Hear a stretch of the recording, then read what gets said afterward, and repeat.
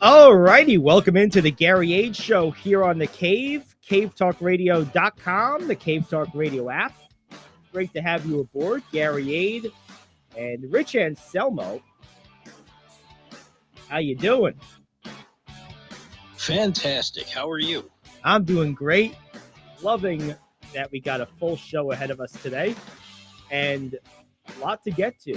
For the third day in a row, we're going to start with the Knicks. Well, I guess this is a I told you so moment. I didn't quite predict that they would lose to the Hornets. So I didn't say that, but I told you it was a good game to be scared. Told you it was a good game to worry. I told you it was one of those games that if it didn't go right, we were going to have some questions to answer. Well, let's start answering.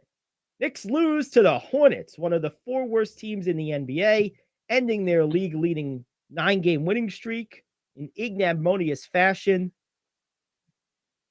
What can you say? Knicks gonna Knick sometimes. And I'm blaming you. Because I didn't think of this at all until you brought it up. Like, it was just the most Knick thing that could happen. Like, okay, we're the best team in the NBA right now, the hottest team in the NBA. We're winning. Everyone's excited about us. Now we're playing the Hornets at home. Oh, yeah, that's the one we're going to lose. And blow a 16-point third while quarter we're at lead. it. Right, exactly. Yeah, both of us need a sip of coffee before we get into this. Yes. I don't know what to say here. I mean, look, yes, it's one game. And in the grand scheme of things, it shouldn't matter. But it's the type of loss, like I said yesterday, really good teams, great teams, championship contending teams beat teams like this. It's one thing to lose to an ordinary team. Like anyone could lose to anyone in the NBA. Everyone's in the NBA. They're all good. You understand that. But there's usually every year there's 3 to 5 teams that are so bad and so far below the talent threshold of the NBA that if you're a great team or a championship contending team, you just don't lose to them because your talent is so much better. So this might be just a reminder that the Knicks are really, really good. They're vastly improved, but they're still maybe not an elite team because I'll tell you this, Boston's not losing to them. Milwaukee's not losing to them. The Nuggets aren't losing to the Rockets in the Western Conference, which are one of those other teams that are just awful. These are just games that you don't expect to lose. Like, even if you play, like, because the thing is, if you're a great team, if you play your C-plus game against one of these teams, you're still better than them. Right. And that's the reason you don't lose. It's not because there's this, like, bigger mentality of, we can't lose this. It's just because your talent is so much greater than theirs if you're a great team and they're one of these, like, 65 loss type teams that you just, no matter what goes wrong, you almost can't lose because of the talent disparity. So this is just a reminder that the Knicks aren't quite at that level just yet. Tell that to the 16 teams that lost to the Spurs, though. Well, how many of them were title contenders? That's what I want to see. Let's pull that up. That's a good thing to look at. Spurs or Rockets? Who have they beaten? Actually, the Rockets are one game worse than the Spurs. Yes, so let's go ahead. So either one. Let's take a look right now at let's go with the Houston Rockets, just because they're worse, and why not? So I was more curious about the Spurs because we both felt before the season began that they were a G League team waiting to happen. All right, so let's see the teams that have beat them. I'm sorry, the teams the Rockets have beat the Spurs twice. So there you go. Okay. They beat the Thunder. They beat the Pistons. They beat the Timberwolves. They have full schedule. This is the Houston Rockets.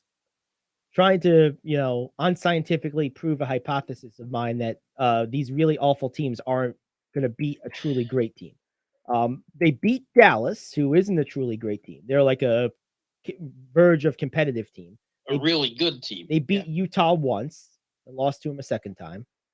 They beat Atlanta. They beat Orlando. So far, my theory holds true. Okay, they beat Philadelphia in double overtime. Houston did. And they beat Milwaukee. Okay, so now my theory has been shot. So they have 2 wins against those teams. How about the Spurs? Let's take a look at those Spurs, shall we? Where are you, San Antonio? San Antonio, you guys. So Detroit has 2 wins against what we would consider title contending teams this year. Philadelphia and Milwaukee. Now they beat. You mean Houston? Houston, right? Houston has 2 wins, right? Now they also beat Phoenix, but that was before they acquired Kevin Durant, so that doesn't really count. No one thought of them as a title contender before that. All right, here we go. Spurs. They also beat Philadelphia early in the season. Yeah, was that at the beginning of the season? Yeah, it was the 3rd game. Remember, the Spurs started off okay for a while. They did, and then they remembered we don't have any good players. So they beat Philly once. And God, there's a lot of red here. Guys are awful. They beat Miami and Cleveland, both good teams. I wouldn't consider either a title contender. They beat the Knicks again, probably not a title contender. They beat Brooklyn. They weren't ever really a contender. So oh my God. You don't even know what 19 losses in a row really is until you look at it on the screen. It doesn't even fit on the screen. You got to scroll down. Oh, wow. And that's it. So, yeah. So the Spurs have not beat a single title contender. The point is, bringing this back to the Knicks. Except for Philadelphia. Yeah, the third game of the year. Right. So the point is, you're really not supposed to lose to these teams. And, this is the type of loss that annoys you. It does. It's one game. I get it. You're not going to overreact, but it pisses you off. Like it's just like it should. Just beat these teams. They're terrible. Like beat them, please. I mean, Charlotte's got a couple of guys. I mean, think about it. 3 Charlotte players combined for 75 points. Kelly Oubre Jr. had 27. Terry Rozier had 25, and Gordon Hayward had 23.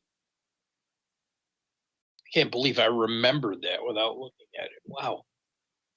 Someone needs a life. True. Very true. But that's basically what they have without LaMelo Ball, who's probably going to miss the year, I think. Yeah, I think those 3 guys are it. That's it. They don't even have 5 guys in Charlotte, just 3. That's a shame.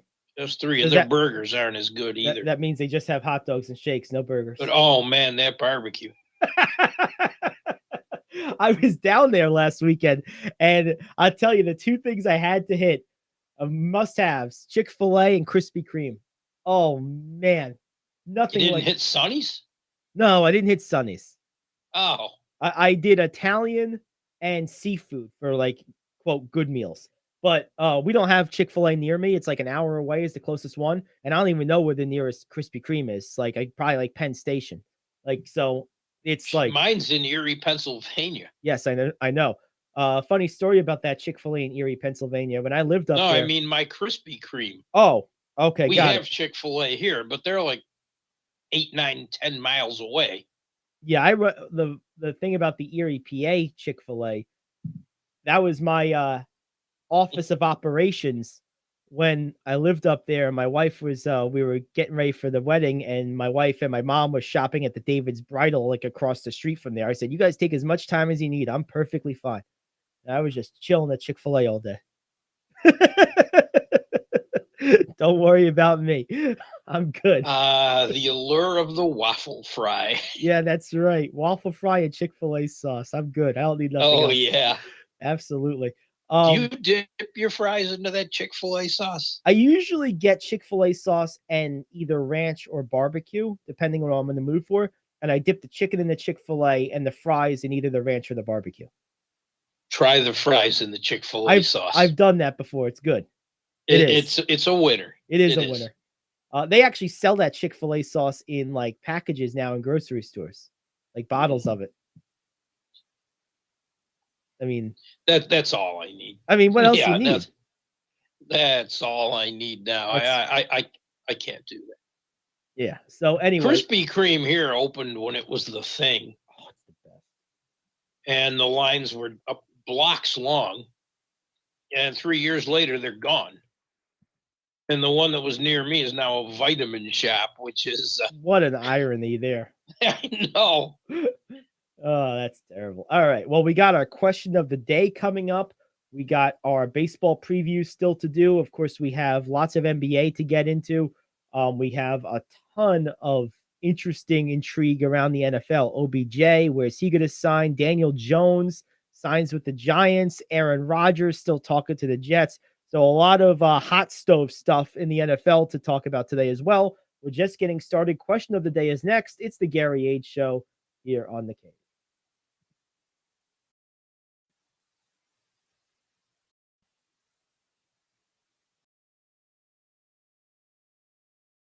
Share? Well, face the facts. You made a mistake. You made a bad purchase. A timeshare is not an investment. It's a money pit that continues forever. If you use your timeshare, that's great. But if you don't and you want to legally get out of your contract, call my friends right now at the Timeshare Exit Hotline. They're an experienced team of lawyers who help good people like you get out of a timeshare contract that they just don't want. Don't throw away your money on maintenance fees. Use it for things you really want. We can help you end your timeshare contract and stop the money drain immediately. If you're ready to move on with your timeshare, call our team right now. Cancel your timeshare now with a free call. 800-741-9557. 800-741-9557. 800-741-9557. That's 800-741-9557. If you're living with diabetes and using insulin, you know the pain of pricking your fingers over and over again. Ouch! Well, by wearing a small remote device called a continuous glucose monitor, or CGM, you can reduce the pain of pricking your fingers.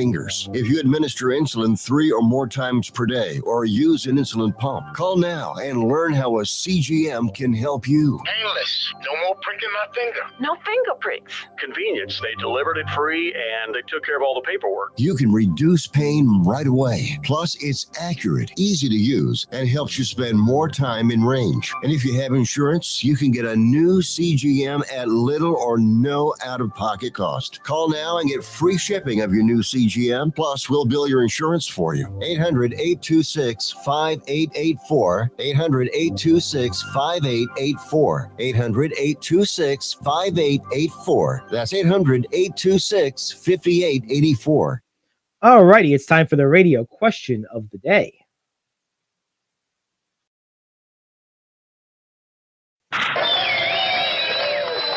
The NCAA is sanctioning University of Miami's women's basketball team for a name, image, and likeness related violation. I am KO, back in 1 minute with your sports question of the day. If you have diabetes and you're on Medicare, you may qualify for a free continuous glucose monitor system. Managing your diabetes is crucial to your health. The new CGM systems can automatically manage your diabetes better for you. And by using a CGM system, you can eliminate forever one thing most people with diabetes hate the most: finger sticks. Now it's possible to manage your diabetes better, end the painful finger sticks, and get a new CGM monitoring system at little or no cost to you. We even provide in-home delivery and do all the insurance paperwork for you. Now is the best time to manage your diabetes better and get your continuous glucose monitor. Call now for details. Call 800-438-1391. 800-438-1391. That's 800-438-1391. Paid for by U.S. Med. The NCAA is sanctioning University of Miami's women's basketball team for a name, image, and likeness related violation. The university and the NCAA said Miami's women's basketball coaches inadvertently helped arrange contact between a booster and two players, which is not permitted. The AP reports the team will be on probation for 1 year, and in addition, Miami agreed to other minor sanctions, including a $5,000 fine, a few recruiting tweaks, and 1% of the women's basketball budget. Question: do you think the sanctions are too mild, too much, or just right? anytime I hear sanctions by the NCAA over anything, I just think of the pair. Like, you ever watch that movie? It's with I think Cher was in it, and she has like a son, and I can't remember the name of it, and like she's always out partying, and but she wants him to be a good kid. I can't remember the name of it. It's like an 80s movie, but like I always think of the parent who says, "Do as I say, not as I do," is what I'm trying to illustrate here with this analogy. I just can't think of the name of the movie. It'll probably come to me. But I just like when the NCAA punishes anybody, it's like, please listen to you idiots. My God. I mean, yeah, sure, fine. This probably isn't allowed, and okay. I don't even have a problem with the punishment based on what actually happened. It's just, I guess I have so much contempt for the NCAA that I just think it's weird when they punish anybody. I agree. I didn't. Are they going to start poking holes into the NIL rules now? I mean, this frosts the NCAA more than people want to admit. Oh yeah. Oh, without a doubt. They will find any way to do anything about it to, quote, keep them in their place.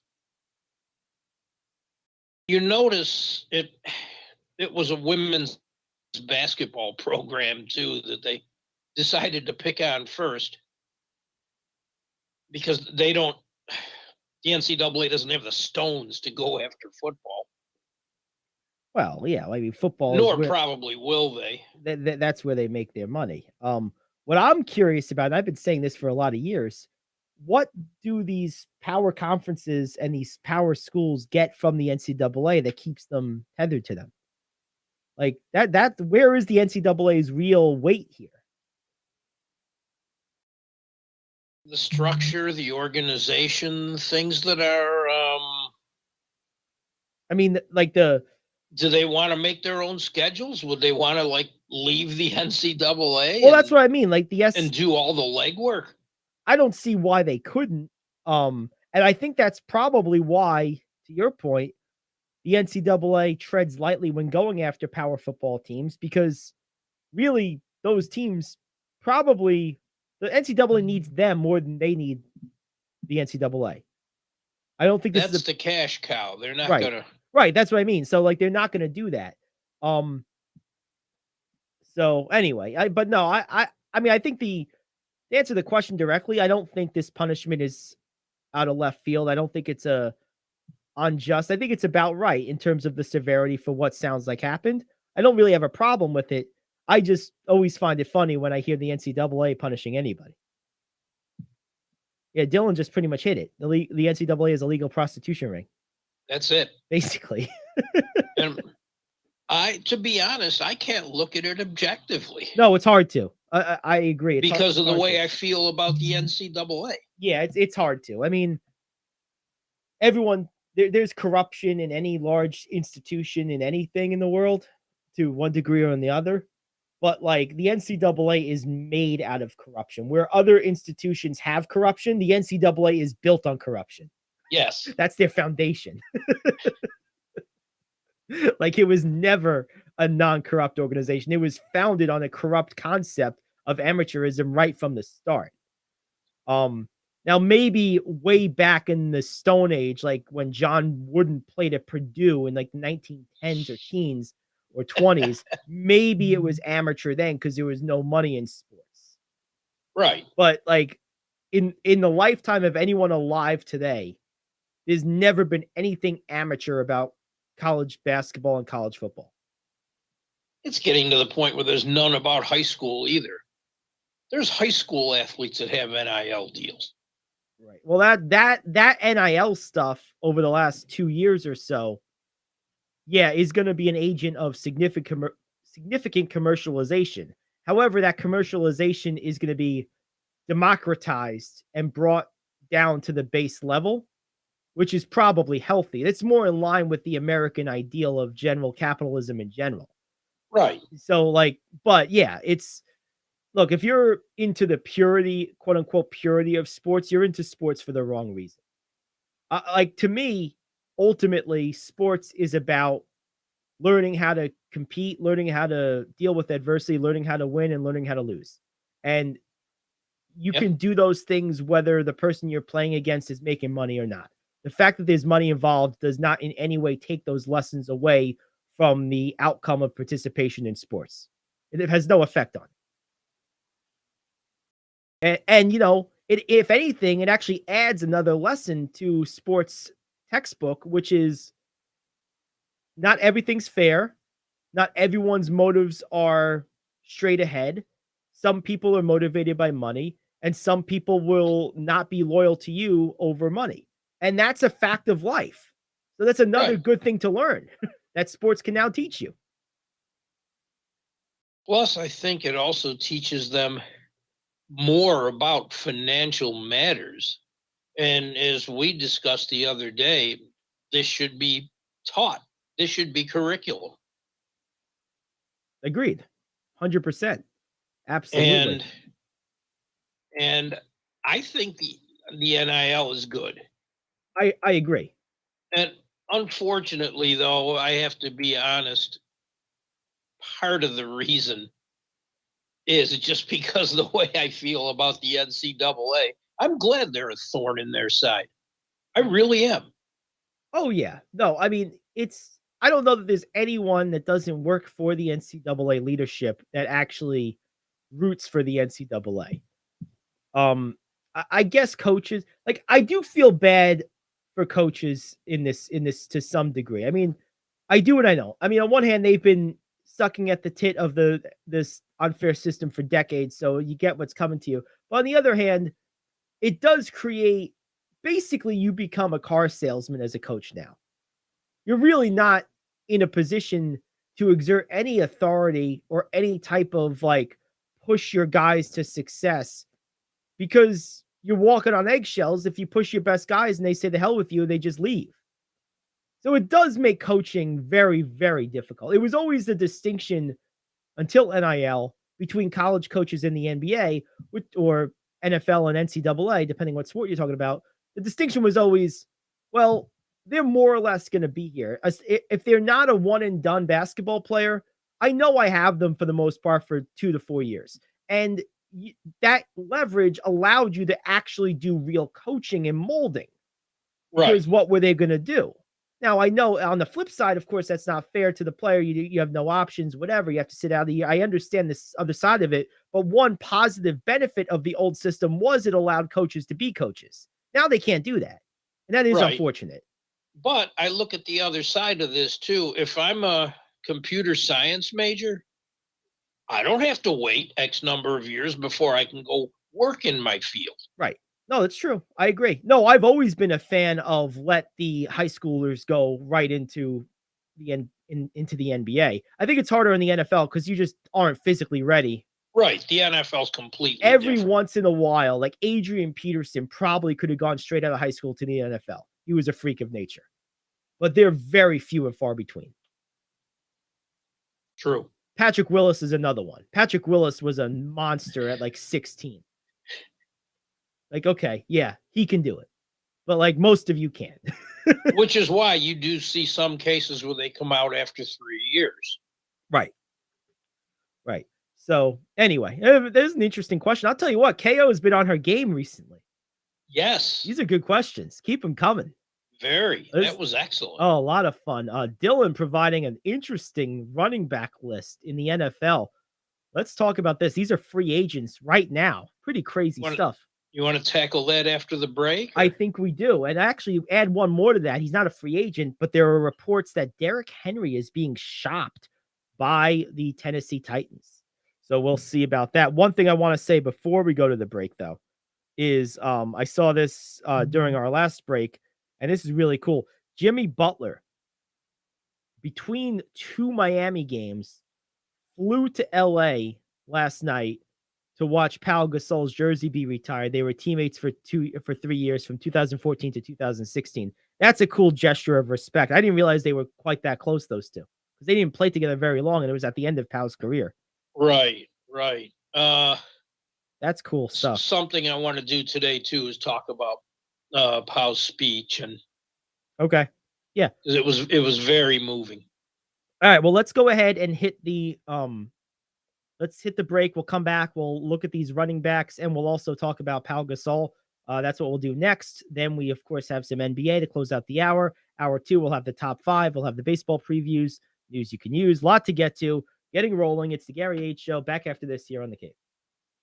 Are you like me? You have health insurance, but you don't have dental insurance. Do you need to get to the dentist right away? Maybe you need an implant or some other major service. Well, I found a dental insurance plan that's just right for you. It's called Spirit Dental. Spirit Dental offers a $100 lifetime deductible, a huge network of dentists. And here's the best part. There's no waiting periods. Yeah, that means you can call right now and have real dental insurance for you and your family tomorrow and get that immediate coverage you want. Spirit Dental has plans for just a few dollars a day, up to $5,000 annual maximum, and coverage for implants. Whatever age you are, the dental insurance you need is a free phone call away. Now don't wait, and be sure to ask about Spirit's vision plan. Here's the number: 800-631-9229.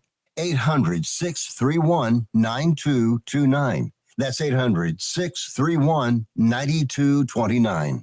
Hey friend, life happens and you need money. What do? You call the special toll-free number we're about to give you. We will send you a link to your phone with details on how you can loan up to $5,000. Couldn't you use $5,000 to pay for your rent, pay grocery bills, get your car repaired, or whatever you need? It's up to you. We don't care. We're just here to lend you the money. And we'll lend people money with good, bad, or no credit at all. Of course, some terms and conditions apply, and you'll see those on the link we're going to send you. So if you need up to $5,000 maybe as soon as the next business day, call this number right now. We will text you a free link with details. Paid for by Money Mutual. Call 800-586-7112. 800-586-7112. 800-586-7112. That's 800-586-7112. All right, we're back, and before we get into these running backs, let's talk about Pau Gasol's speech last night, Rich. You watched that. I know you got a lot to say about it, so go ahead. He, aside from being a great person, Pau Gasol was an outstanding basketball player. Excellent. He was one of the most celebrated players worldwide. Mm-hmm. In fact, I saw when he actually stopped playing, which was this year in Spain, state buildings had a large replica of his jersey hanging over. Wow, no kidding. And he was emotional. I'm sure he was very emotional. He touched on the fact that this was something amazing, but it wasn't a 100% gesture for him, not because of anything the Lakers did, but because Kobe wasn't there. Of course. Right. And he choked up a lot. Yeah. Because those two were really close. They were tight. I mean, he's the godfather of Kobe's children, of his surviving children. Right. Very, very tight. Yeah. Yep. And you could tell that hit him hard just being there doing that. That's tough. I mean, yeah, and they were amazing together, those two. Because Gasol had this fully and wholly undeserved reputation as being soft or something. And if you played with Kobe Bryant and got his respect to that level, I'll tell you this: you weren't soft nothing. No, it doesn't work that way. Kareem Abdul-Jabbar, who also was close with Pau, called him a basketball maestro. That's a great. He said that he can play the symphony at any level: fast, slow, aggressive, passive, anyway. Mm-hmm. And everything he did with skill and class. Yeah, Gasol was just an amazing basketball player. I always said that there's certain players that if you recognize how your ability to recognize their greatness and appreciate their greatness is a testament to your aptitude and understanding of the sport as a fan, because there's certain players that aren't as obvious all-time greats as others. And Pau Gasol is a great example of that. This guy, for people that really know basketball, there's no way you would say anything other than this guy is a no doubt about it Hall of Fame player. Oh, that was my next question Yeah. to you. First ballot? I mean, he Yes. won't get in on the first ballot. I'd be Oh, I surprised if think he he did. will. I hope I'm wrong about that. If I was I voting, think he I will would vote. because they'll take international success into. Right. Yeah, I would vote for him right away. I would too. I personally, on a personal level, don't like the way the Hall of Fame is constructed. I think the NBA is too big of an institution to not have just its own Hall of Fame like the other American sports do. But given it is what it is, to your point, yeah, Gasol's international bona fides will undoubtedly get him into the Hall of Fame. I'm still wondering if he'll get it on first ballot, because there's a lot of people in the voting block that don't really fully grasp the international circuit, or just, when you have a guy who was great or, known for both things, they tend to default to just the NBA success. And even by that measure, to me, he's a first ballot Hall of Famer by what he did in the NBA. But, Right. A lot of people don't feel that way about his NBA career. I do. A lot of people don't. And there are going to be people who vote who are going to vote more or less on his NBA record because he was there for so long. Like, it wasn't like Right. a guy, like you take someone like Drazen Petrovic, for example, because of an unfortunate tragedy, didn't really have a long NBA career. His whole resume for enshrinement has to do with his international play. And that also was well deserved. Sabonis is another one, but Yes. or Venus, that is. But Well, we didn't see the best of him. well, that's what I mean. Like, most of his career was done, overseas, and it was done prior to, wide distribution. But my point in bringing those guys up is that there's a lot of people who, with a guy like Gasol, who is equally known for both, are going to vote strictly on his NBA record. And even based on that, he should still get in. Oh, I agree. I agree completely. Guy was a great NBA player. But the foreign bias in the NBA rings strong. Yeah, I mean, and it shouldn't. I can't say that I'm not biased against the players themselves. Like, I don't care where someone's from. Once they're in the NBA, they can play or they can't. But I don't really care about international basketball in any way. And I don't really look at it at all, other than through the prism of the individuals who are likely high draft picks. Like, I don't care about it. So, but so for me, like, if I was voting on Gasol, I probably would be one of these people that basically only considered his NBA records. But based on that, I would vote for him.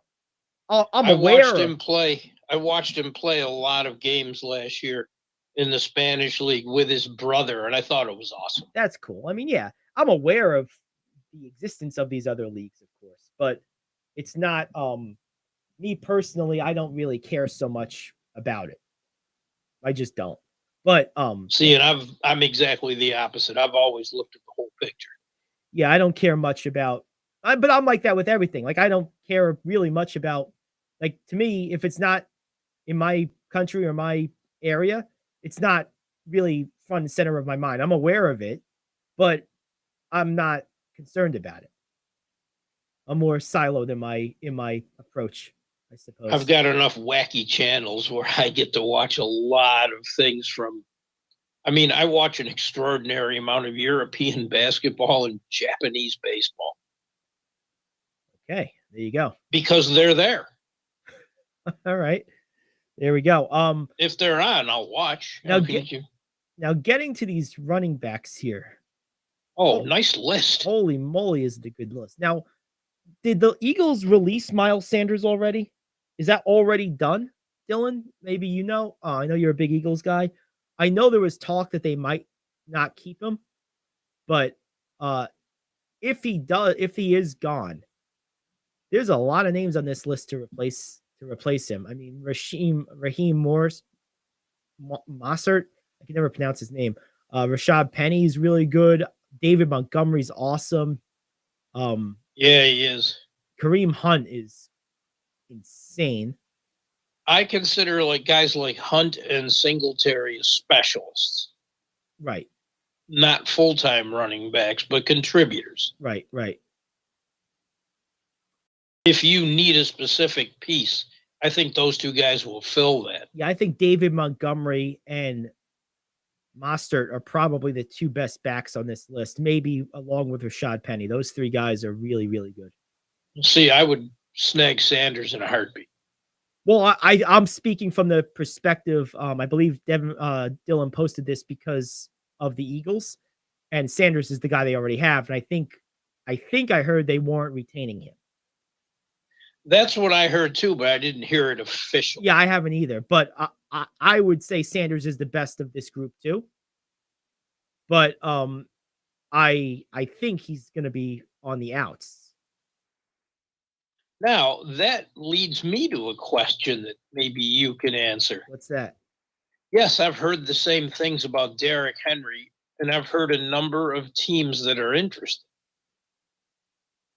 How much do you give up for him when you look at this list of running backs that you can get without giving up a player or draft picks? It depends who I am. If they want a first and a second, I'm out. It depends who I am and how close I am to winning. Like if I'm Buffalo, I do the first and the second because I think Derrick Henry gets me a Super Bowl. I don't, but okay. Yeah. If I'm a team like what if you're Seattle? Probably because I don't trust Geno Smith to replicate what he did last year, and that gets me an opportunity to hide him pretty well. Because I don't trust my quarterback. Okay.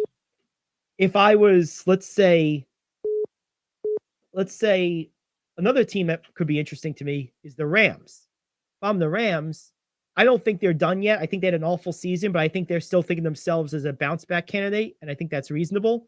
Do they have draft picks to give up? Well, I don't know if you have the capital to do it, but that's another team I would do that with. But if I'm a team that's just going to be good with him, like if I was the Jets, for example, I wouldn't do that. If I was the Giants and I thought they just tagged Barkley, so he's back for at least next year. But if I wasn't thinking I was going to have Barkley after next year, I wouldn't do that. I wouldn't go after, Henry with that much capital as a team like that. If I thought Henry could get me the Super Bowl or hide a glaring deficiency, I would consider it. That's why he's so valuable to Tennessee, because that's not really a good team, particularly offensively. He makes them look good. Better than they are, right? Yeah. So if I'm another team where he could do that for me, I consider it. But if I'm already a decent team and he's just going to make me better but not championship caliber, I'm not doing it. But if I'm the personally, the Bills to me are the team that needs him the most of the teams I consider on the cusp of championship contention. To me, he puts them over the top. I agree they need him, but without cap space, if I can go after one player, I go after Bobby Wagner. Yeah, I mean, but if you trade for Henry, still going to require cap space. Depending on the trade, if you move a player along with, to like kind of like the money canceling that's so common in the NBA, is probably a way to do both, is what I'm saying. If you can acquire Henry without going further into the cap by including a player in the deal that they would take back, now you can sign Wagner with the money you already had if you were able to do that beforehand. There might be a way to do both. I agree with you. Bobby Wagner is a winning player. Any winning team would be lucky to have him. And that's my issue with the Rams. They switch out players so much. How do you build any continuity? No, they're a team of mercenaries. They absolutely are. I mean, they pulled it off. They won one with that approach. So, I mean, it worked, but it does have its downside, which is what we're seeing now. But no, I think that's a really cool list. I hear what you're saying. If I was the If I was a team like the Jets, I would be in on one of these guys. I need someone other than Hall, to go along with him. I like David Montgomery. I think David Montgomery's a pro. I've always loved his game. His running is He so is good. consistent. He's so strong.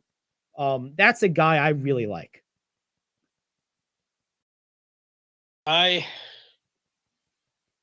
Hall's got to be the guy. Oh, yeah.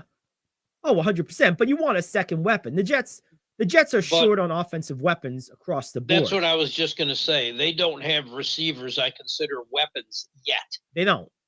And to get another offensive weapon would help, whoever the quarterback's going to be. That's right. Yep. Absolutely. And we Absolutely. don't have many choices or much time. It looks like it's Rodgers or nothing at this point. They're talking. What's your take on the Jones contract? I think that was well negotiated. I think Schoen earned his money with this. I think that contract is about fair, balancing market value while keeping the team somewhat solvent and not overpaying for a guy who basically had one efficient but not season. Spectacular season. Right. Right. He was efficient. Right. I thought 40 was a little high, but yeah, well, I think it got down to like 34, 35. Did it? Okay. Is what it blended out to. I think they're front loading it pretty heavily. I think he's getting like a huge signing bonus, like about a third of the whole contract's value or so is in a signing bonus. All right. Yeah, so they front loaded it. But no, I think then it's not as bad. Yeah, I think if you can get away with 35 for 4 years on the cap. I'm gonna pull up the exact numbers here. Because that and they tagged Barkley, which my guess is that they're probably thinking they have the ability to sign him to a long-term deal next year by doing it this way. So they're punting it for 1 year, which is smart. It's good salary cap manipulation, as they say. So the Giants signed quarterback Daniel Jones to a 4-year contract and used their non-exclusive franchise tag on Barkley. Jones' deal is worth $160 million with $82 million guaranteed at signing. So it's up half. The deal includes up to $35 million in incentives. So that's how they structured the contract. So okay, perfect. Yep. So they did a pretty good job there. That's good. I still question how good Daniel Jones truly is. I think last year was the best he's capable of, which is not exactly exciting, but that's why I think it's really important to keep Barkley. I'd like to see more than 15 touchdown passes in 17 games. Exactly. That's very 1970s of him. Yes. That's why I didn't think he was worth $40+ million. I agree. I agree. I totally agree. But Barkley, I get why. How long do you pay running backs top dollar for?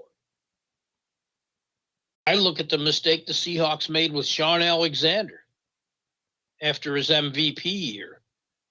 They had to eat a lot of that contract. Not many running backs play that long, that effectively. Right.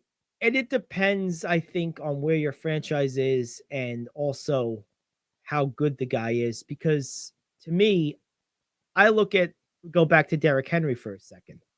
Now he's kind of maybe coming to the end of the line a little bit, but for the last 5 years, had the Titans not paid him top dollar, they would have been irrelevant and maybe bottom of the league.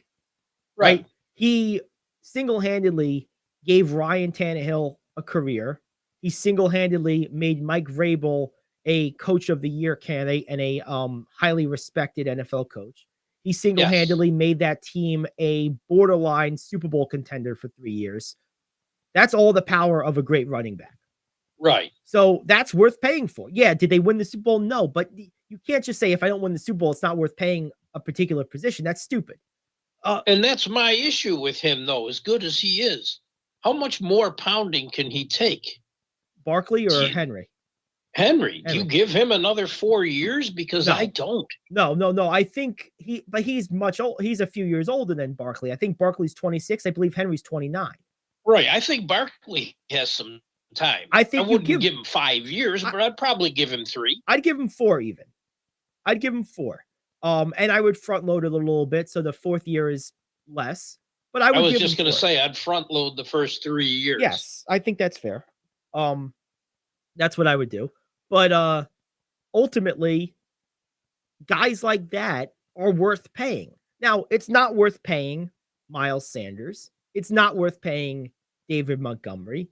Like, I get that. Those guys are all excellent players. They're really good, but they're not franchise alterers at that position. There's not a lot of guys at that position that are franchise alterers based on the way the game is played now. Derrick Henry and Saquon Barkley are 2 examples of guys who are franchise alterers. There's probably 1 or 2 more. McCaffrey's another, and that might be about it. There might be 1 more I'm forgetting. Who's that guy? And Barkley's the right age for this. He is, right. Where I don't think Henry has that much left. You might get a couple of years out. Yeah, I'd give him a 2 to 3 year deal. Derrick But Henry. it all depends. What does he have left? If he has 2 years left, I would trade for him as is. Right. No extension. No, just trade. Yep. Right. Yep. No, I would do that. And I think, and because look, and that's why, again, I go back to the fit with Buffalo. Buffalo's window, as we've talked about, is closing pretty rapidly. A bull like that who has his window maybe closing equally rapidly, busted open for another year or 2. If you steal a championship in that year or 2, it's worth it. Even if you need it for 1 year. So what if you get him for 3 years, he's only good for 2. The first year of those 3, you win a championship. The next 2 are frustrating. You would trade the for that. The next 2 are gravy. Whatever. Who cares? Right. Exactly. That's what I'm saying. So to me, that's the best place for him. You know, I'll give you one other spot for him. It makes them, I believe, solid, assured playoff team. But nothing more. He would fit so perfectly in Pittsburgh. Yeah, he would. The city, their coaching, the way they always like to play, the fact that they have a young quarterback who could use a shield like that, makes so much sense.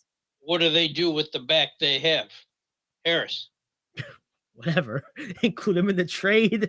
Send him in a separate trade. I mean, I'm not going to... Najee Harris is really good, but he's proven to be injury prone.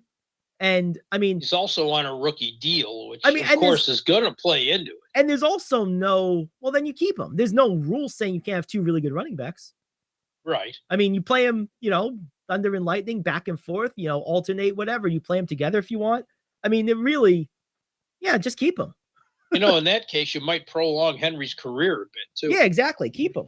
I mean, it's certainly having the 2 running backs has worked out very well for Dallas the last couple of years. So there's no reason you can't do that in Pittsburgh. To the point where they franchised Pollard. Right, exactly.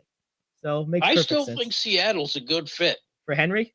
Yeah, I agree. He would not be the only offensive weapon because they have good receivers. They do. No, I agree. I think but you don't want to count on the quarterback making every play to those receivers. Right. And again, another quarterback who needs to be shielded. I agree. No, I think that's a great fit. Seattle's a great fit. Another good fit would be, I believe, the Jets. The Jets could use a guy like this. Because could you imagine? Think about this. Because Hall is fast.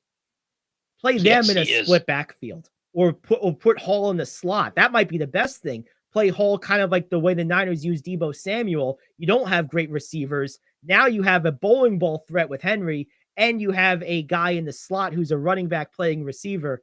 Or you could do the split backfield. The I formation. There's so many ways to deploy those 2. You land Aaron Rodgers as a free agent, and all of a sudden, that's turned into a really cool offense. Yeah, and Hall is one hell of a receiver, too. He is. That's why I think that would work so well. He's a weapon. Yeah, he is.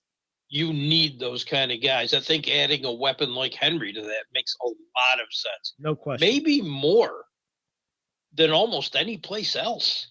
No, he would be a big... And I'll tell you, I'll give you one other thing.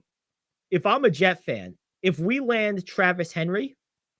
I don't know why I say Travis Henry. If we land Derrick Henry, if I'm a Jet fan, I have no qualms if we get Rodgers or not at that point. I want him still, but if we don't get him, I feel a lot better about my season, even with a unsettled quarterback room, because I have a guy who has proven the ability to be the center of an offense. The question is then, who do you get at quarterback? Because I mean, you're probably, if you don't get Rodgers, you're probably running it back with Zach Wilson another year. not going for Garoppolo, not. I would like Garoppolo in lieu of Rodgers. I just haven't heard much about Jimmy, to be honest, from anybody. He just kind of. If you're the Jets, do you take a run at Jackson? A lot of teams are saying we're not going to touch him as a restricted free agent. I don't know why, or not a restricted, but a limited free agent. You could still make him offers. Right, but the Ravens can match it. Right. Make him an offer the Ravens won't match. Yeah. Yeah, no, I think that's reasonable. It's worth a shot. I agree. And I'm listening to teams talk about this. The Commander, we're not going after him. He's not a full free agent. We take a shot. I agree. Especially a team like that. What do you have to lose? No, I'm with you 100%. All right, well, there we go. That'll do it for hour one. We'll be back on the other side of the break. We have the top 5. We got our baseball preview still to get to. We got some NBA games, news you can use. That's what's on tap. Hour 2. Back after this, the Gary Ayd Show here on The Cave.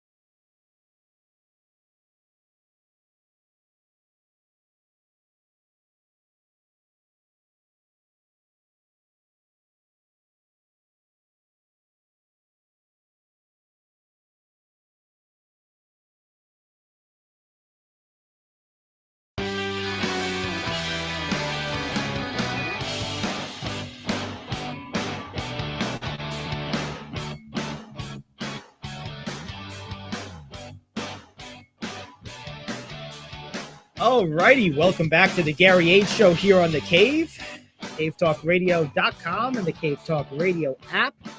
Great to have you aboard. Gary Ayd, Rich Anselmo, hour 2, top of the hour. That means one thing and one thing only.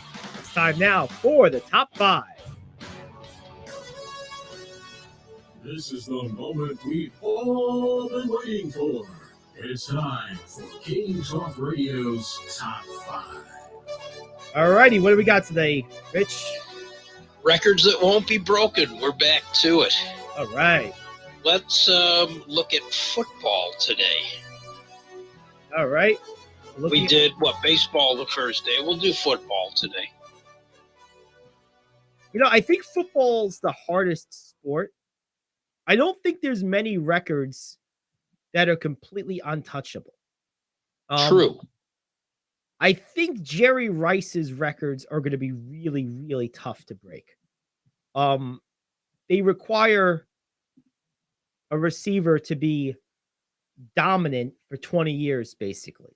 And I feel like I think all his records have had relatively recent good shots taken at them by a few players. Terrell Owens, Randy Moss, and Larry Fitzgerald and Marvin Harrison all took pretty good shots at a slew of his records, and Tony Gonzalez is another one with receptions, but none of them came like really super close. I think Fitzgerald came the closest on a few of them. I think those are going to be hard to break, so that's definitely on the list. Because of the lack of longevity we were talking about with most running backs and the way the league is played now, I think Emmitt Smith's rushing record is going to be increasingly a foreign number as time goes on, unless the game radically changes again at some point. I think that's going to be a really tough number for anyone to come close to reaching, although Frank Gore came, somewhat in the ballpark. The Emmitt Smith number that impresses me the most is 4,409 rushing attempts. That's insane. Is anyone going to break that? Probably not, no. Henry doing 350 a year. If he does that for 8 years, he's at about 2,800 yards or 2,800 attempts. Yes. And he won't be able to do that much longer. Yeah, no, that's Emmitt's longevity is incredible. Yes. I mean, it's just unbelievable. 18,000 rushing yards. Like I said, I think the attempts are going to be harder to break than the yards, although I don't think either will be broken. And I think they kind of go hand in hand to a point, right? You kind of need the attempts to get that many yards. Right. Oh, you could link those together. Absolutely. So those two come to mind. I don't think Brady's passing records are going to be hard for anyone to break. I think passing yards, passing touchdowns, all those things, I think are about as valuable as 3-point records in the NBA right now. They're a dime a dozen. The next, you're going to have a quarterback. I mean, Mahomes, Herbert, Allen. One guy's going to come along. Every one of them's going to break it. How about Brett Favre's record of 336 interceptions? That's a lot of interceptions. It really is. You don't see quarterbacks throwing that many that play every day. That's true. No, that's a good one. I think he's safe with that ignominious record. Also, his consecutive game streak, I think, is a pretty likely to stand the test of time. Yes. What was it, 297 or something like that? It was some really ridiculous number. Let's see. I can throw a couple more at you and see what you think. What kind of defensive records do we have out there that are going to be tough? I mean, the sacks record, I think, will be broken at some point. I think it's going to be hard. But I think here's one for you. Okay. Multiple safeties in a game. They're rare. And they've only happened 20 times, like in the last 70 years. Only one guy has had multiple safeties in one game, individually. Fred Dreyer. Interesting. That is pretty cool. And the funny thing is, those are the only two safeties in his career. No kidding. And he had them twice. He had them both in one game. Yeah. With kickoffs going away, Percy Harvin broke a record in 2011 with the Vikings. A 104-yard kickoff return without scoring. That sucks. It was going to be a 107-yard kickoff return, and he got tackled at the 3. Oh, that sucks. That would be such a bummer. I think maybe more than that would be just the whoever the all-time leader in kickoff return touchdowns is going to stay that way. Yes. Because they basically don't exist anymore. I think there's the interceptions record, I think, is a pretty I have to look it up, but I think it's a pretty gaudy one.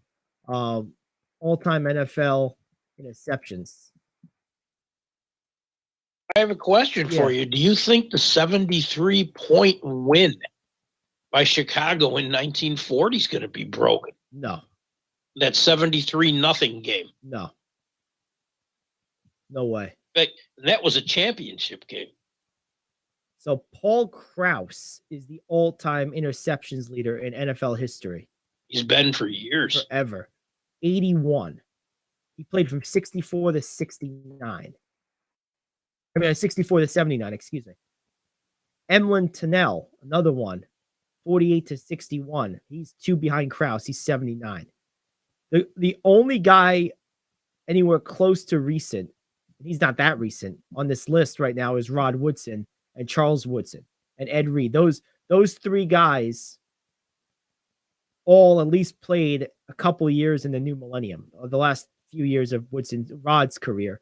The other 2 more recent than him, but still, they're like most of these guys on this list played in like the 60s or earlier. Not only that, most of the guys on there are safeties. Right. Once corners have a couple of big interception years, people stop throwing it. They stop throwing them the ball. That's right. I don't know if you can clarify this record now that it's a 17-game season.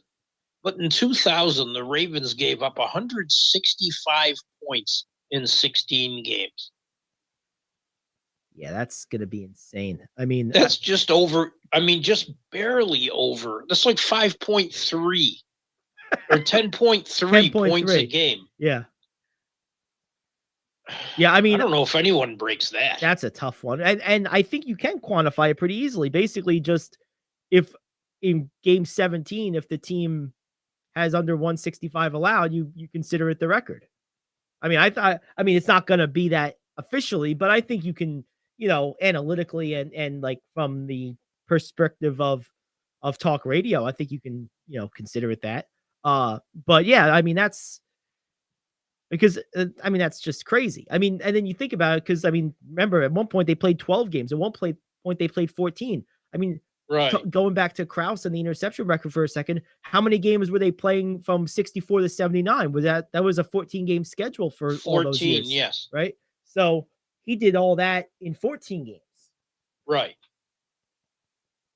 And no one's really come close. Rod Woodson came the closest in the years since Krause. He's 10 behind. He has 71.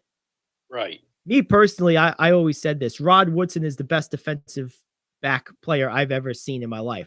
Best secondary player. Yeah, that includes Deion Sanders. That includes Ed Reed. This guy was a machine. Rod Woodson was amazing. He was great at everything. Hitting, coverage, ball hawking, leadership, winning, you name it. The guy was a stud. An absolute stud. Very true. I have one more that was on my list. Okay. I mean, just because kickoffs might not exist in a few years. Yes. How about 19,013 kick and punt return yards for a career by Brian Mitchell? Yeah, no one's touching that. There's 100. That's probably number one because, like you said, the play that it's that that those numbers are developed from, the kickoff, is not going to exist. It already basically Right. doesn't.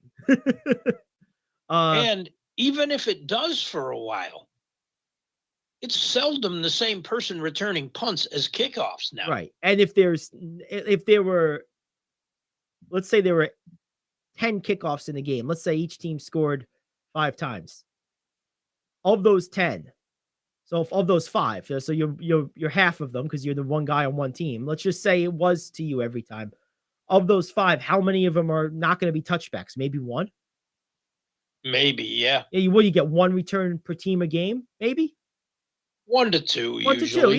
yeah. So, I mean, the math doesn't add up. You'd have to play 50 games a year for 15 years at that rate to have a chance at it. You know, it's just not going to happen. 19,000 Never happen. yards. Never happen. Returning kicks. Never happen. Never happen. I have one more to consider before I let you have at your list. All right.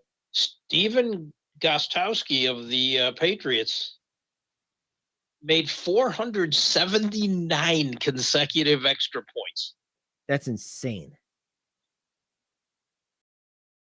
You see, I think that will be broken at some point.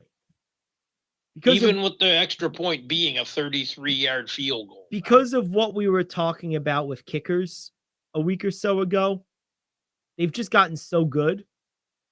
I think that, like, maybe it won't be broken, but in my mind, that sounds possible still. See, the kickoff return yards you were just talking about, that doesn't even sound possible. Emmett's rushing yards, to me, doesn't sound possible.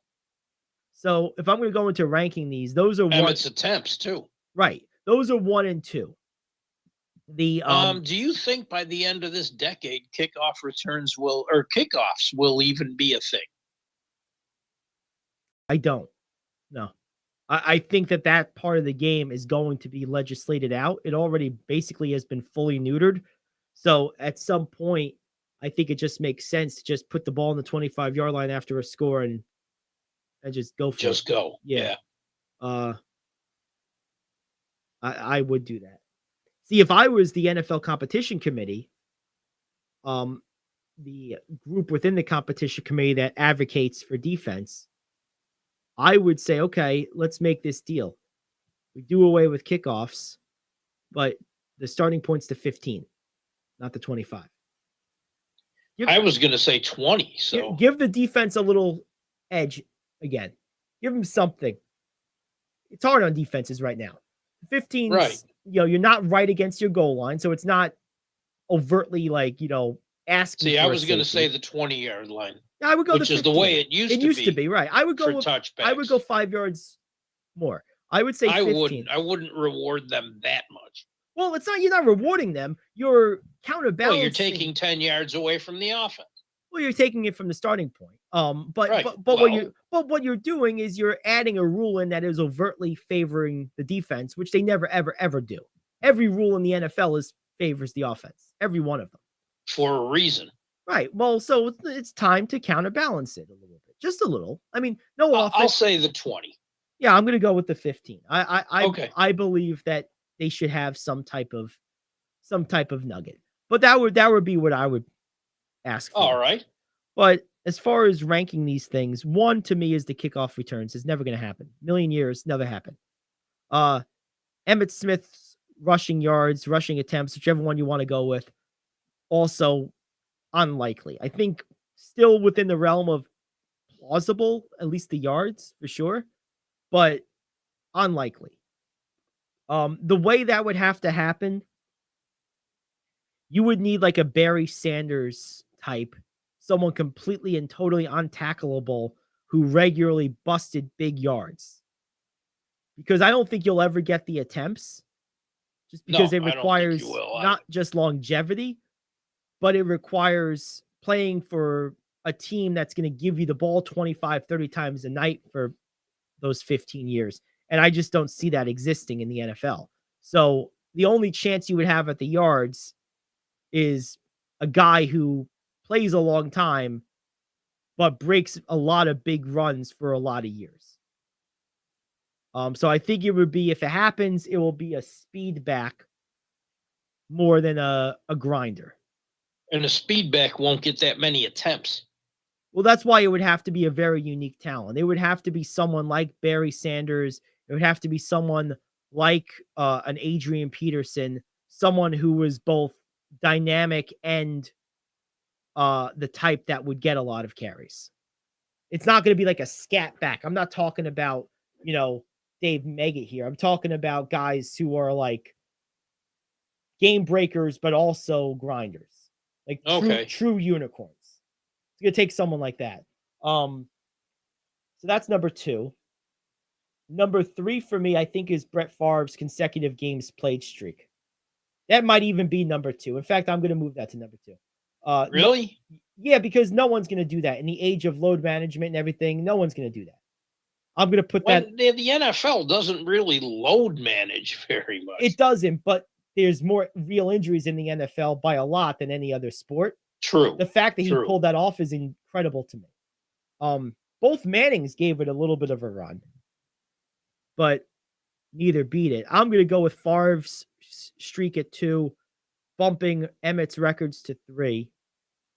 4, I'm going to go with the interception mark. I think that's going to be hard to approach. Paul Krause's career interceptions. And number 5, I'm going with Jerry Rice's receiving records. Because with the NFL now, there's a lot of spread offenses. A lot of offenses go to a lot of weapons. It's not as centralized as it used to be. And it just requires 20 years of dominance. I think the fact that Fitzgerald, Gonzalez, Moss, Owens, all these guys made various runs at various records, and none of them really got all that close. Fitzgerald made the best run of anyone. Right. And he was still significantly off. I mean, Jerry Rice is number 1 in all 3 by like a lot. And the fact that one guy has all 3 is crazy enough. The fact that none of them are all that close is even crazier. I'm just going to read these numbers real quick. We're going to go Jerry Rice receiving records. I mean, they're really, when you read these off. So Jerry Rice has 1,549 receptions, 22,895 receiving yards, and 208 total touchdowns. I think 196 of them are receiving. All NFL records. How are you going to beat any of those? You're not. I mean, like, it's like. That's why, just like you lumped people in baseball, this is the same thing. Yeah, you just Jerry's records. One category is just Jerry Rice's records. Right. I feel the same way about Emmitt Smith, not just the yards, the carries. The attempts as well. Agreed. So the receiving yards, Jerry Rice, I just said 22,895. Larry Fitzgerald is second. He has 17,492. He would have had to play 30% more years. Which is a hell of a career. That's like a good career. The difference between Rice and Fitzgerald, what was that, 5,500, is like a decent career for a receiver. Yes. Like, it's not happening. So I personally think that that's my order. 1 is going to be the record for kicking return yards. Just, it's not going to be in the game anymore. Number 2 is going to be,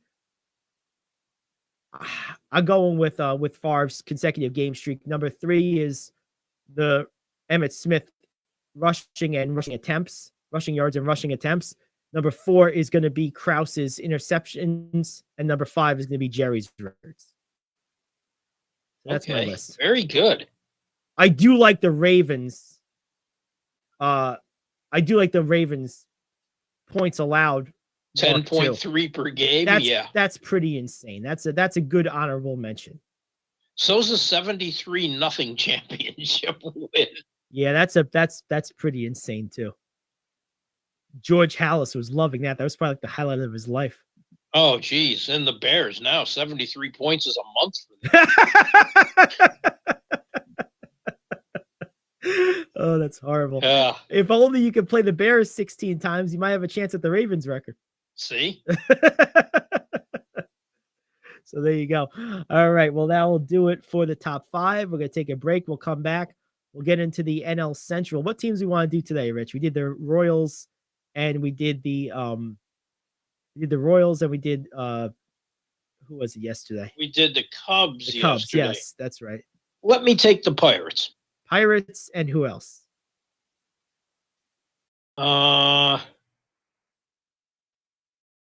I think of who else is in the Central. Well, there's what we're doing. Remember, we're doing one in the AL and one in the NL. Right, So- that's what I mean. I'm so- trying to so think. we got- else. We got the Minnesota Twins. You got the Guardianas. Take the Twins. You got the Detroit Tigers. You want to get them over with? Do the Tigers too. Yeah. I know a little bit about All right, them. let's do the Tigers. We'll do the Tigers in the AL Central and in the National League Central. Let's go ahead and do, I don't know. How about the Pittsburgh Pirates? Tigers and Pirates. There we go. We'll take care of those on the other side. It's the Gary Ayd Show. Back after this here on The Cave. Do you want to save money on your next flight? Then pick up the phone and call. That's right, call. Because the best prices are not online. They're with SmartFares. See, SmartFares has special deals with the airlines. When they have unsold seats, they use SmartFares to fill them. So you get airline tickets at crazy low prices. They have access to great prices and discounts at over 500 different airlines. Plus 300,000 hotels and rental car companies. Their prices are too low to publish online. With the extra money you'll save, you can book another trip or treat yourself to dinner or shopping. So stop searching all of those travel sites to find the lowest price on your next flight. Let one of our SmartFares expert travel agents find the best price for you. Call SmartFares today and get ready to see the world with a fat wallet. 800-370-2460. 800-370-2460. 800-370-2460. That's 800-370-2460. Come on, you watch the news. Be prepared to pay more taxes. Then, if you owe back taxes or haven't filed in a few years, get ready. The IRS, the largest collection agency in the world, will be coming after you with the power to collect taxes by any means they want to. Hey, they can freeze your bank account, your passport, even padlock your business. Oh, good times. Look, if the IRS claims you owe them $5,000 or more in back taxes and they're coming after you, don't panic. Call my friends at Get a Tax Lawyer first. Their job is to negotiate with the IRS and save you money. They're experts at it. That's all they do, and you can trust them. In some cases, they have reduced a $50,000 tax bill to less than $1,000. If you owe the IRS $5,000 or more in back taxes, call now for a free consultation. Call 800-649-8617. 800-649-8617. 800-649-8617. That's 800-649-8617.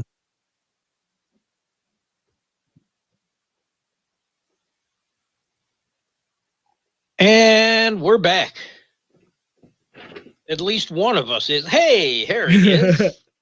We are both back. Let's start with our baseball previews. Let's do it. Let's start with the Pirates.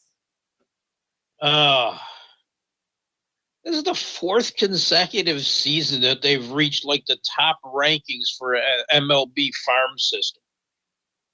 It's great, but I think it's an indictment. Even with that talent, they're a last place team. Yep. You got guys like Brian Hayes and Roansy Contreras and O'Neill Cruz. They've reached the majors. I think Cruz is going to be amazing. But nothing says superstar to me with any of them yet. The team looks like it always does. You got more prospects coming. I think there's 3 guys who aren't 100% ready, but will probably be there before they should. Mm-hmm. Their best player, Brian Reynolds, wants to be traded. So the Pirates will have a top 10 class next year, and they'll probably finish last again. This is what's called spinning your wheels. But one great thing to come out of this, how cool is it that Andrew McCutchen's back? That is pretty cool. I mean, he's the I went face to of that an- organization, even though he hasn't been there in years. Yes, I went to a number of Pirates games last year. And I counted more McCutcheon jerseys at every game than any other player, except for maybe Clemente. Mm. But McCutcheon was everywhere. None of the new players.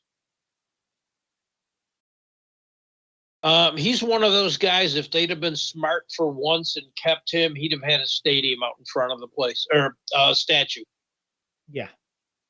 It's probably one of the best storylines in baseball. And, you know, he could still hit, too. Yeah, he's still a decent player. He makes the lineup better, and they need help. Oh, they really do. It won't lead to a division title, obviously, but it's not nothing. It's just a great story for a class guy to come back. Oh, I totally and finish agree. up. I totally agree. He's one of the only players in my life that when you say his name, I associate him with the Pirates. Like, they've been so irrelevant for so many years. They're one of those teams. There's like 5 of them. There's them, the Tigers. The Tigers have had like little bursts of relevancy. They even won a World Series in my lifetime. There's them, the Royals. There's like 2 or 3 teams that I just don't even like associate hardly any players with them because they've been so irrelevant my whole entire life. I mean, oh yeah, like he's the only person that I associate with the Pirates. I know obviously Bonds played on the Pirates. Like I was like 6 or 7 when he left there though. You know what I mean? So like when I think of Barry Bonds, I think of the Giants. You know, when I think of Bobby Bonilla, unfortunately, I think of the Mets because we're paying him for 500 years. But like, right. Even though he never really played for us. But when I think of Andrew McCutcheon, I think of the Pirates. Mm-hmm. And he's like the only guy in my lifetime that I think of the Pirates of when I think of an individual player. And that's sad. It is. I mean, it really it's is. not like I'm 20 years old. Because they have great players coming through and they don't keep them. They don't keep them. That's right. They scout and draft as well as anyone in baseball. Yeah, but they don't keep any of them. And that's the problem with this team. I'm surprised that their scouts and player personnel guys don't just throw up their hands and say, the hell with it. What's the point? Because, like, that's got to be frustrating. After you find all these guys and you develop them and they pan out, then you just let them go. Like, that's got to drive you crazy after a while. It has to. It does. Like, oh, but don't worry. We're signing Oliver Perez. What? He was never good. And now he's old and he still stinks. You know, and the funny thing is with this team, I can't think of a player they've signed. Oliver Perez. I mean, at all this year. Oh, this year? No, I don't know. They didn't sign anyone except for McCutcheon.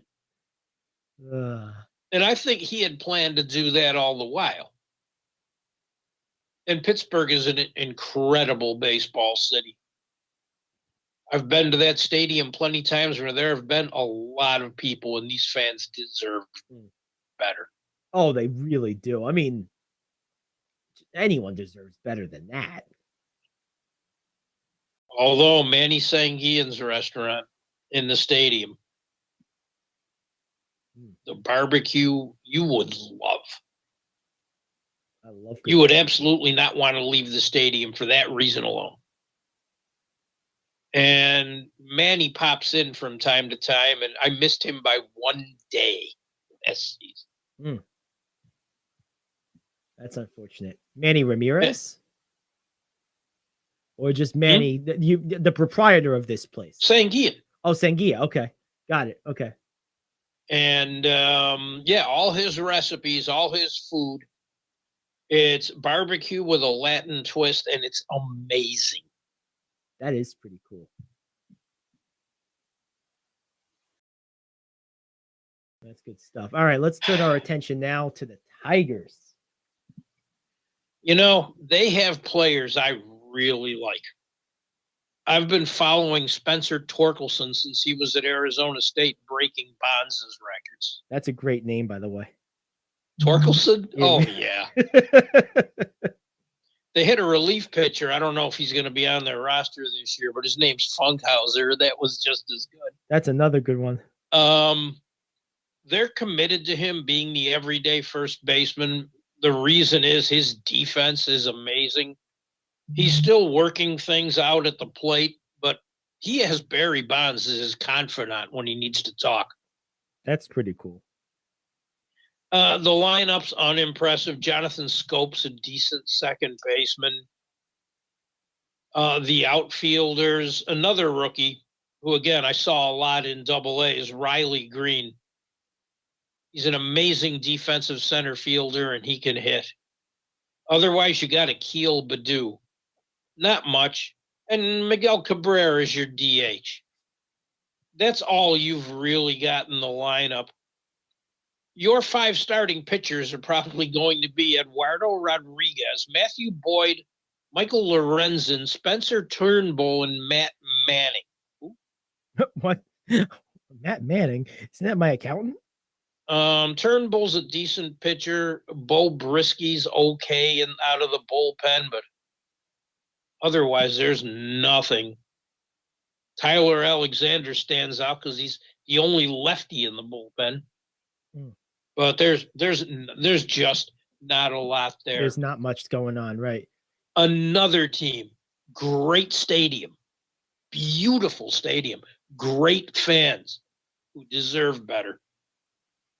Yeah, there's a lot of teams in baseball, more than there should be, that just take the checks from the high market teams and keep it moving. They don't even attempt to pretend to care about trying to put a competitive team on the field ever.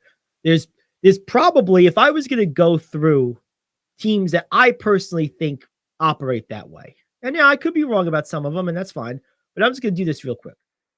Pittsburgh, Cincinnati, Miami. I don't know about Washington yet. They've been doing it for a couple years now, but I don't know that I'm fully ready to call that yet. So I'm going to leave them out for this time being. You don't know if they're committed to this. Right. Yet. Yeah, exactly. Arizona, Colorado. That's the National League. So in the National League, that's 1, 2, 3, maybe 4, but right now just 3, 4 for Colorado sure. tries to spend, but they just do it wrong. Yeah, so I'm going to go with for sure Pittsburgh, for sure Cincinnati. Those 2 are definites. For sure Miami. They're probably the ringleader. And I think Arizona. So that's 1, 2, 3, 4 that are definites, and there's like 1 or 2 others in the National League that are maybes. So that's 4 to 6. 4 definites. Now in the American League, Kansas City, that's 1. Detroit, that's 2. Let's see. Baltimore, up until they claim otherwise now, but let's see it first. That's 3. Yeah, they could easily slip back to that. So I'm on the fence. I'm keeping them in it because they've done it for sure for the last 20 years. Now they're saying they're not going to, but they haven't changed yet. So I'm still keeping them in there. So that's 3. Texas has finally busted out of that. Oakland, my God, yes, that's 4. So there's a minimum of 8 and as many as 11 of baseball's 30 teams operate this way. That's too many. It is. That's almost a third of the league to slightly over a third of the league, depending on where in that range you settle. But 8 of them are not debatable. If you want to fix that, lessen the money they get from being this way. They shouldn't get money from, like, I would be pissed if I was the Yankees or the Mets or the Red Sox. I don't want to pay your sorry ass. You're a billionaire but if you're the too. Royals, you can't outbid the Yankees or the Mets or the Red Sox. No, I get that, but they're not outbidding them anyway. So why am I paying you? It's billionaire welfare. No. You're a billionaire too. You can pay your own bills. No. It's stupid. Look, you know what you can do? This is what you can do. Whatever your revenue share check is as a low market team, you have to put back into your team's payroll. So in other words, whatever your revenue share check is your team's salary floor. You cannot have a payroll lower than that number.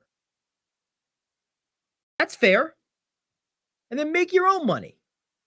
Right. You're basically using the Yankees' money to buy a good team, a decent team, and then, make your money. Like, it drives me crazy. It really does. So there you have it. You don't, you really don't have enough. I mean, you don't, You don't have enough incentive to be a good team. It's true. And that's wrong. No, it's true. It is wrong. It's totally wrong. Drives me nuts.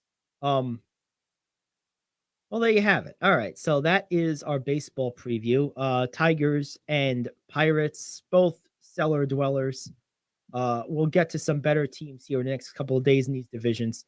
But well, we still have the Reds. We still got to deal with the Reds. That's the problem. You got the Reds in the National League and in the American League. I guess next would be the probably the White Sox or the Twins or the Guardians. So all three of those teams are likely to be competitive to some degree or another. So I guess tomorrow we'll do the Reds and let's do the White Sox. So that'll be tomorrow. Right. All right. Well, let's take a break. My favorite announcing crew. Ah, yes. The White Sox. Yes, Jason Benetti is very good. Yes. Stone too. They're perfect together. Yeah, they're awesome. I agree. All right, let's take a break. We'll come back. We're gonna probably finish up the show a couple of minutes early today. We'll do news you can use next, and then we'll call it a day. We'll be back tomorrow. So let's take a break. We'll come back. We'll do news you can use. The Gary Ayd Show here in the cave. Do you want to save money on your next flight? Then pick up the phone and call. That's right, call. Because the best prices are not online. They're with SmartFares. See, SmartFares has special deals with the airlines. When they have unsold seats, they use SmartFares to fill them. So you get airline tickets at crazy low prices. They have access to great prices and discounts at over 500 different airlines. Plus 300,000 hotels and rental car companies. Their prices are too low to publish online. With the extra money you'll save, you can book another trip or treat yourself to dinner or shopping. So stop searching all of those travel sites to find the lowest price on your next flight. Let one of our SmartFares expert travel agents find the best price for you. Call SmartFares today and get ready to see the world with a fat wallet. 800-370-2460. 800-370-2460. 800-370-2460. That's 800-370-2460. Come on, you watch the news. Be prepared to pay more taxes. Then, if you owe back taxes or haven't filed in a few years, get ready. The IRS, the largest collection agency in the world, will be coming after you with the power to collect taxes by any means they want to. Hey, they can freeze your bank account, your passport, even padlock your business. Oh, good times. Look, if the IRS claims you owe them $5,000 or more in back taxes and they're coming after you, don't panic. Call my friends at Get a Tax Lawyer first. Their job is to negotiate with the IRS and save you money. They're experts at it. That's all they do, and you can trust them. In some cases, they have reduced a $50,000 tax bill to less than $1,000. If you owe the IRS $5,000 or more in back taxes, call now for a free consultation. Call 800-649-8617. 800-649-8617. 800-649-8617. That's 800-649-8617. All righty, let's hit some news you can use. What do we got today, Rich? Okay, real quick. 2 games in hockey last night involving locals. The Islanders beat Buffalo 3-2. And New Jersey dropped a rare home game to the Toronto Maple Leafs 4-3.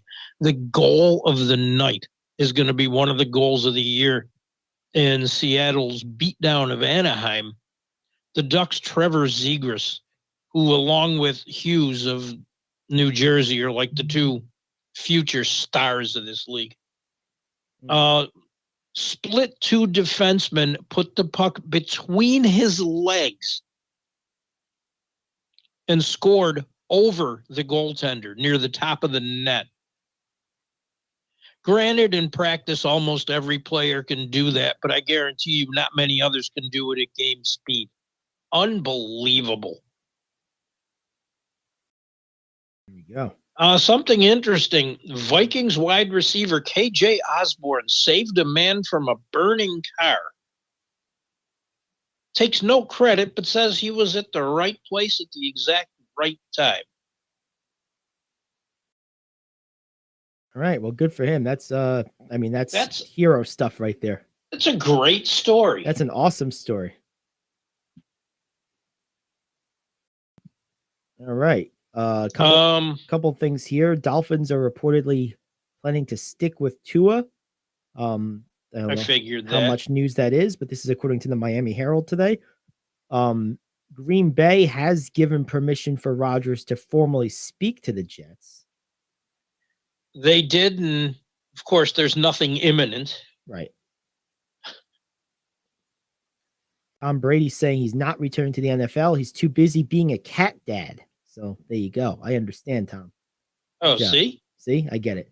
Totally understand. We know about Barkley. We know about Jackson. We know about Pollard. Mhm. Now that the franchise tag season is over, there's 3 other players that got tagged. Running back Josh Jacobs of the Raiders, tight end Ingram of the Jaguars. I like him. Defensive tackle Daron Payne of the Commies. Hey, the commies. Gotta love that. That's right. Charles Barkley absolutely eviscerated Kendrick Perkins and his asinine take about Jokic winning MVPs because he's white. We have the audio here. I was going to try to play it, but basically the gist of it is... Oh, yes, please. Yeah, basically the gist of it is, Oh. while I get that downloaded, the gist of it is Barkley says Perkins has ESPN disease. His arguments are asinine and stupid, and says, wouldn't there be way more white MVPs if there was bias? Seems all good to me. You know, it's funny. Charles Barkley actually can make sense a lot of times. Yes, you can. He's like the one guy who like says crazy things that also like says like smart things and correct things a lot of times. Yes. He's like, because like I feel like JJ Redick and especially Kendrick Perkins are trying to be Barkley essentially. And well, they're not. So anyway. Well, on first take, Redick pretty much called Perkins out. Well, he did. I know. And Perkins is trying to argue with him, and he just kept saying, "Those are the facts." No, they're not. That's a racist opinion. Period. Yeah, that's all it is. Oh, absolutely. And you know, I don't want to like adopt JJ and be like, yeah, go get him, JJ, because that guy's just as stupid as Perkins, just on a different issue. Oh, he is. On this one, I think he's right. He's right this time, but he's just as idiotic and biased as Perkins is. He just biased on something else. Right. It's just not the same topic, but his idea that there's like plumbers that played before, like basically Jordan, he's just an idiot about. That's all there is to it. So anyway, all right. I don't know if we'll get this Barkley stuff tomorrow because this deserves its own topic, and we'll have this for you tomorrow. This Barkley information. It's pretty good stuff. You can find it between now and then, but it's pretty good stuff. One last thing on news you can use though. What do you think of the of this whole deal with I heard Correa was talking to the media and saying that he doesn't feel that he just ended up back here and blah, blah, blah. He tried to basically soften the fact that he went to the only place that would take him. How do you think that's going to play out in Minnesota with that group this year? Because it's got to be awkward, at least initially. Until he starts hitting. Right. Yeah. We have time for something else real quick. Yep. Former NFL head coach Mike Martz says he would bet the ranch on Packers quarterback Jordan Love. A direct quote, from what I've seen of this kid, I'd hang on to him. I'd bet the ranch on this guy. I was dumbfounded when I saw him. Just watching him, I've never been so shocked or taken by a guy with first glance as I was with Jordan Love. I'd like to know what he sees. He probably sees the same thing in Jordan Love that he said he saw in Joey Harrington with the Lions way back when. So yeah, I'm good on Mike Martz's evaluation. Thanks though. Yeah. I'm good on that. It's like, and I remember. Of course, Sauce Gardner made 2 promises to Aaron Rodgers if he joined the Jets. He said, if you come, I'll never pick you off in practice and I'll burn the cheese head. Hey, look at that. What a nice guy. Sauce trying to recruit. I mean, like it. Why not? Absolutely. I mean, good job by Sauce. He's great, by the way. He is absolutely great. Oh yeah. He's the best. I mean, it's amazing to me how good he already is.